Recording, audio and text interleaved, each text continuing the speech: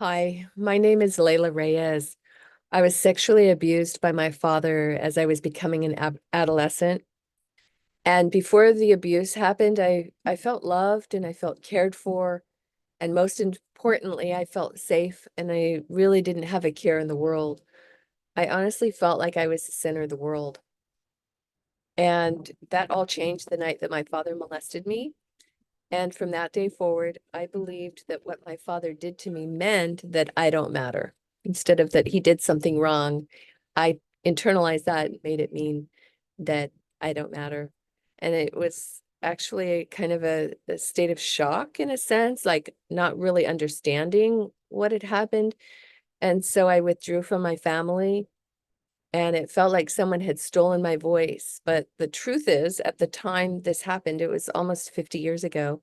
I didn't have words for it. I just felt broken and completely ashamed of myself. And it felt like a stuck place, a frozen state, I guess, of confusion about what my father had done. It really didn't make any sense to me that my own father would hurt me. And so I believed that there must have been something wrong with me that made him do what he did.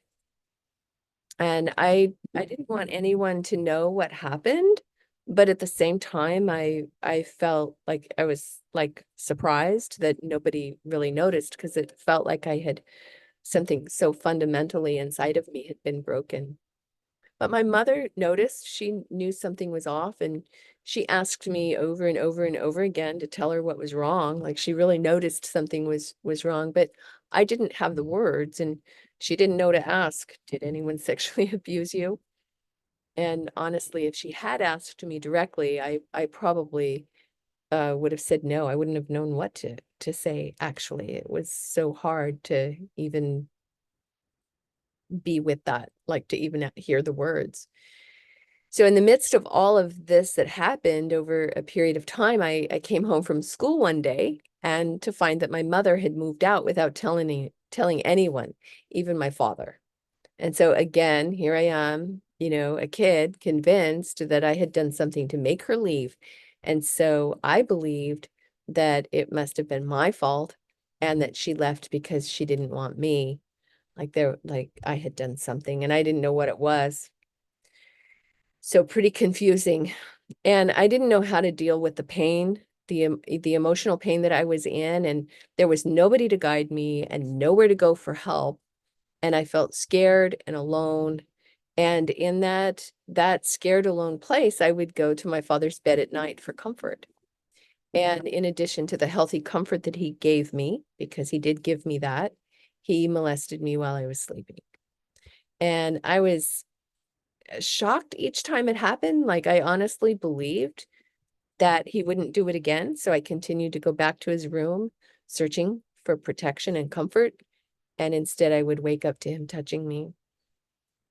And so one day, I I I don't know what came over me, but I was terrified inside, shaking inside.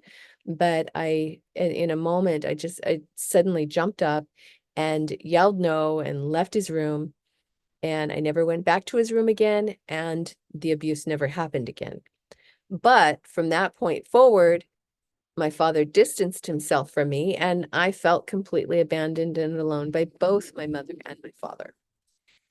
So I believed that my father withdrawing the non-sexual comfort to mean that if I set boundaries around my body, then I'd lose all connection and be completely alone in the world. And, I didn't know that at the time. I've done a lot of work, so I've, come to see and make sense of all of that. But at that time, we ignored it and a sense of normalcy set in, and I buried the abuse. But I was in denial about its impact. And so when I was about 15 years old, I wrote a letter telling pretty much everything that happened when I was younger. And I never got the opportunity to send it because my father found it. And so one afternoon we were home alone and he brought the letter that I had written into my room and he was waving it in the air and he was angry and I was scared and he was towering over me and he was in a very angry voice, it declared, we're not going to talk about this. And there was really nothing that I could do, nothing I could say. My throat constricted. I lost even more of my voice. I felt panicked and shaky and completely, totally lost and alone. If my own father, who was supposed to love me more than anyone, could hurt me like this and demand my silence around it, then I believe that nobody else would ever care about me. How could they? So I refused to listen to my father or his rules. I started rebelling a little bit, and I was pretty much determined to do whatever it is that I wanted. I started skipping school. I started drinking a lot and stayed out all hours of the night. I pretty much stopped caring about anything because I thought nobody cared about me. I really believed that. And so why should I care about me? But I craved attention, and I got it from one of the assistant teachers at my high school. So I was 16 and he was in his 30s, and he had a van and he would take me for drives, park outside of my home, and my father would be sitting at the kitchen table and the big window right there at the kitchen with the van out in the street, and I'd be in the back of the van with a man more than twice my age. And so statutory rape is when an adult is sexual with a minor. And minors can't legally give consent. But at that age, I didn't know that it was called statutory rape. I just wanted to feel cared for. And if you told me back then, that I wasn't connected to that at all. It's just in that hindsight and looking back and going, oh, to have some compassion for myself of what I went through. So, and so I don't remember how I got through the next few years because it was pretty much a bit of a blur. The thread that ran through my life was this belief that I didn't matter. So I treated myself like I didn't matter. I didn't set boundaries, and I made it really easy for other people to hurt me or to let me down with no consequences. So I've had many turning points in my life. The first turning point, a huge turning point, was when I was first molested. That's where I lost myself. Like I felt broken at that point, and I lost my voice. And the second was stopping the abuse, where I very unskillfully exerted my power, but I did it. And lucky for me, because this is not something I would necessarily recommend, because not everybody takes a no like my father did at that point. I think his shame kind of kicked in there, and he he stopped. He didn't go forward with anything or try and do anything to me after that. But the third turning point for me was when I was 24 years old. I had just gotten married to be married, gotten engaged to be married, and I was over the moon excited. I started planning for my future. I thought, oh, everything's going to be fantastic now. And my excitement lasted until I woke up the next morning and realized that my plan included having kids. And I got scared for the children who were only a thought in my heart at the time. So even though they weren't born yet, their safety mattered to me more than anything. And for the first time, I was willing to risk not having my father in my life. I knew I had to protect my unborn children no matter what. So a sense of courage and strength shot through my entire being. And the day after I got engaged, I drove 2 hours to confront my father and give him an ultimatum. Sitting across from him, looking into his eyes, I told him that he had two choices. Either we were going to get help and deal with the abuse, or he would never see his grandchildren, ever. I think that was the clearest I've pretty much ever been in my life in that moment. Well, this time he didn't yell at me. He didn't get angry, but with deep regret showing on his face and in his words, he agreed to do whatever it took to deal with what he had done and to support me in my healing. And he took complete and total responsibility. And the next day we were both in therapy. We participated in individual and group therapy through a program where everyone in the family, including the person who caused harm, gets help. And now in that therapy sessions that I started at that point, I was the one who yelled and told him how things were going to be, told him what we were going to talk about. And it was pretty difficult for him, for me too, honestly, but he stuck with it and kept showing up. And together, my father and I healed our relationship and created safety for my children in that relationship, who are now grown and living on their own.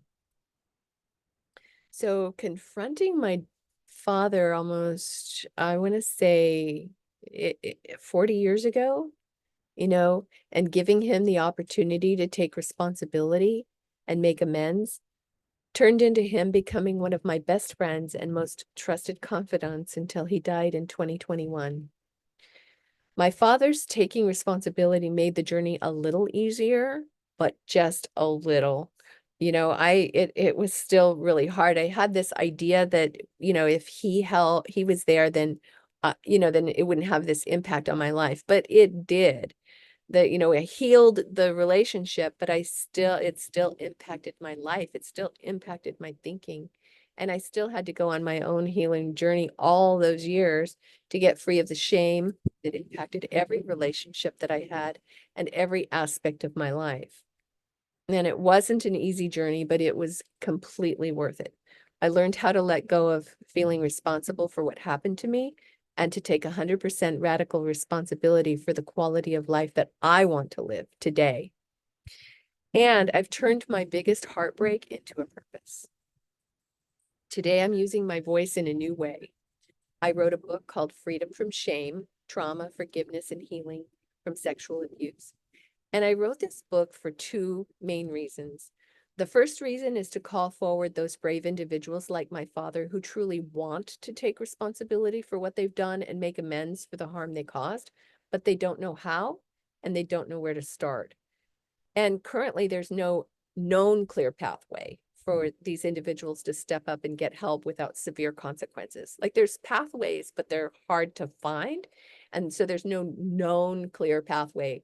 And so the risk of loss is often just far too great for them to admit what they've done. They're at risk of losing their families, their livelihood, their standing in community, and even their freedom. So understandably, denial becomes a survival mechanism for people who have caused this type of harm. Now, don't get me wrong. I am completely and totally outraged by abuse, and in no way is what I have to say about letting anyone off the hook for what they've done. There does need to be accountability, and we need a pathway for abusers to make that choice, to take that choice. And so I'm working on this pathway through a program called the Freedom Project, where people who have caused harm can share their stories. And that's on my website at leilareyes.com. And if anybody wants to share their story, they can survive people who have caused harm. The second reason, and what I'm most passionate about, is helping survivors completely transform their relationship with the abuse and create happy, healthy, and nourishing relationships and lives after trauma, after that childhood trauma. And if healing's possible for me, then it's completely possible for you. And my book is just one support, but there's so much support out there and you're not alone. Stick with it and get the help you need, and you're going to be okay. Healing is possible for anyone and everyone who's been sexually abused, but it's going to take something from you. I know it took a lot from me to take that journey, but you have to be willing to show up. And as painful as that journey is, stick with it until you come through the other end, remembering who you really are as a whole human being. You're not broken. You didn't do anything wrong. I'm not broken. I didn't do anything wrong. And I'm a whole human being. I'm a whole human being today. And if I can do this, then so can you. If you need support, I'm 100% with you all the way. And I know that there's a lot of support out there. I can't imagine doing anything else with my life to honor the pain that I've been through than to help others get out of the pain that they're going through. So thank you for listening, and I'm wishing you all the best and a completely and totally healed, whole experience for your life. Thank you.